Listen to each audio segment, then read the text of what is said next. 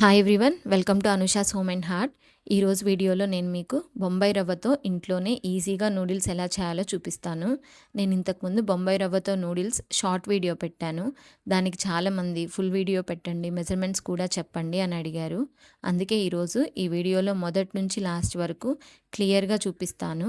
అలాగే ఈ నూడిల్స్తో నేను చేసిన చికెన్ నూడిల్స్ కూడా చూపిస్తాను. సో ఇంకెందుకు లేట్, రెసిపీ స్టార్ట్ చేద్దాం.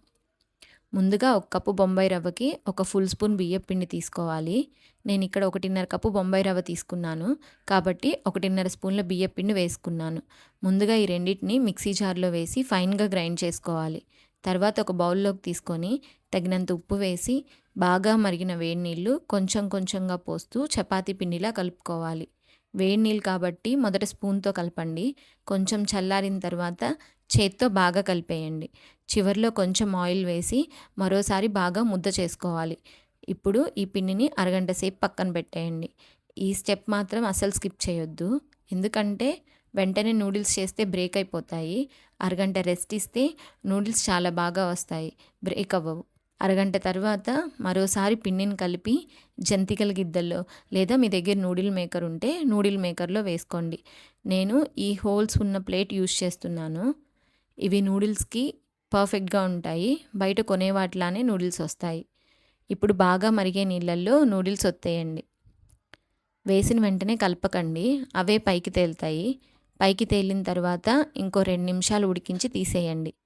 వెంటనే ఐస్ వాటర్లో లేదా చల్లని వాటర్లో వేయండి. ఇలా చేస్తే నూడిల్స్ ఓవర్ కుక్ అవ్వవు. తర్వాత వండేటప్పుడు కూడా బ్రేక్ అవ్వకుండా చాలా బాగా ఉంటాయి.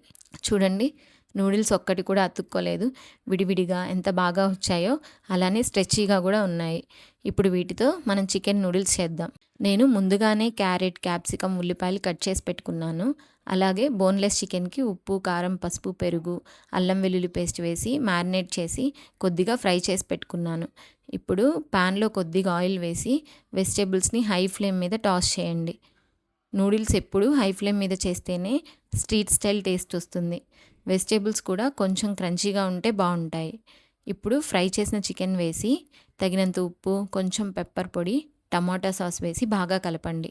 నేను కారం వాడలేదు, అలానే సోయా సాస్ కూడా యూజ్ చేయలేదు, ఎందుకంటే మా బాబుకి పెడతాను, అందుకని అవేం వేయలేదు. అండ్ పెప్పర్ వేసాను. పెప్పర్ వేస్తే మనకి రెస్టారెంట్ స్టైల్ ఫ్లేవర్ వస్తుంది. ఇప్పుడు మనం తయారు చేసుకున్న నూడిల్స్ వేసి మొదట స్పూన్తో కలపకుండా ప్యాన్ని 2-3 సార్లు టాస్ చేయండి. అవి వెజిటేబుల్స్ అండ్ నూడిల్స్ కొంచెం మంచిగా కలిసిపోతాయి. తర్వాత మెల్లగా గరిటెతో కలిపేయండి. అంతే, super tasty home made chicken noodles ready. Trust me, నేను ఇంట్లో చేసిన తర్వాత అందరికీ చాలా నచ్చాయి. మా బాబు అయితే చాలా ఇష్టంగా తిన్నాడు. బయట మైదా నూడిల్స్ కొనడం కంటే ఇలా ఇంట్లోనే చేసి పెడితే పిల్లలు కూడా చాలా ఇష్టంగా తింటారు. మీరు కూడా ఒకసారి ట్రై చేసి ఎలా వచ్చాయో కమెంట్స్లో చెప్పండి. మీకు నా వీడియోస్ నచ్చితే please like, share and subscribe to my channel. Thank you for watching. Bye bye.